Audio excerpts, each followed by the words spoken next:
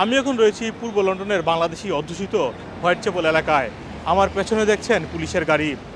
বিভিন্ন তথ্যের মাধ্যমে আমরা জানতে পেরেছি হোয়াইট চ্যাপেলে যে মক্কা গ্রিল রয়েছে এটার উপর থেকে মানে দোতলা থেকে দরজা ভেঙে 7 জনকে আটক করেছে পুলিশ। এখানে কয়েকজন স্থানীয় ব্যবসায়ীদের মাধ্যমে আমরা এই তথ্য জানতে পেরেছি।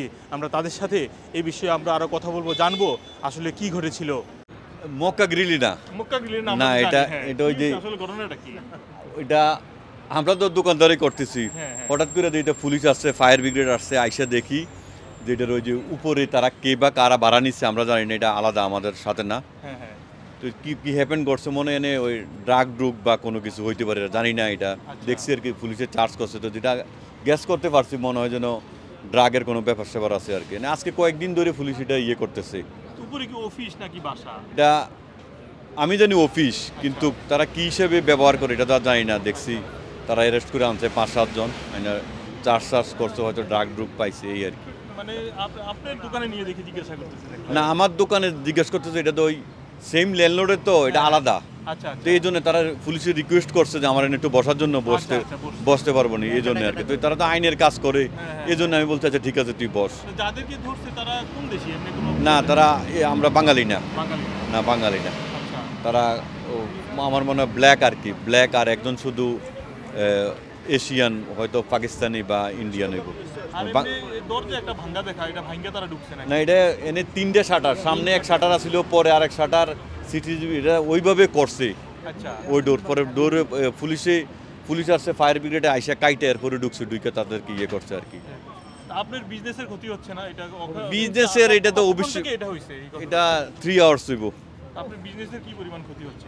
বিজনেস তো কিছু তো ক্ষতি হইব, সরকারের কাজ, সরকার কিছু আইনের কাজ যদি করতে হয়, কিন্তু ক্ষতি তো কিছু মাইনে নিতে হইবে আর কি। এরপরও সমাজের দুপকার হইতে আছে এটি আর কি।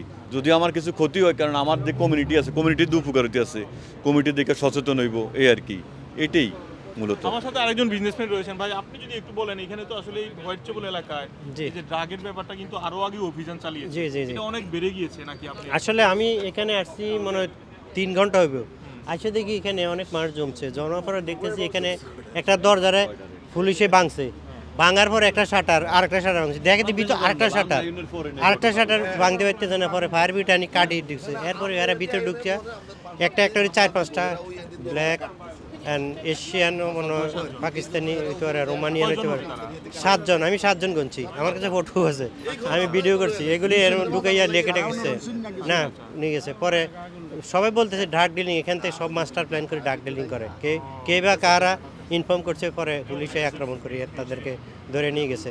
এখানে অনেক মানুষ যেন জ্বর হয়েছে, অনেক মানুষ। তো এগুলি দেখে আমরা বাঙালি কমিটি যারা, তারা শিক্ষা নেওয়া উচিত যে এই ধরনের কাজকর্ম, ব্যবসা বাণিজ্যেরও ক্ষতি হইতে আছে এগুলিতে, এই জায়গাতে। আপনারা শুনলেন আসলে 2 জন ব্যবসায়ী আমাদেরকে জানালেন আসলে এই হোয়াইট চ্যাপেলে, বিশেষ করে বাংলাদেশি অধ্যুষিত এলাকায় এই ড্রাগ ডিলিং নিয়ে আসলে অনেক দিন ধরেই অভিযোগ রয়েছে এবং বিভিন্ন প্রতিষ্ঠানে পুলিশ অভিযান চালিয়েছে আগেও। তবে এই কর্মকাণ্ড নিয়ে কাউন্সিলের পক্ষ থেকে নানা সময় নানা কথা বলছে এবং তারা পদক্ষেপ নিচ্ছে বলেও আমাদেরকে জানিয়েছেন। তবে এই বিষয়ে আরও বিস্তারিত আপনাদেরকে পরবর্তীতে কোনো আপডেট থাকলে আমরা তুলে ধরব। মোহাম্মদ আব্দুল হান্নান, টুই নিউজ, যুক্তরাজ্য।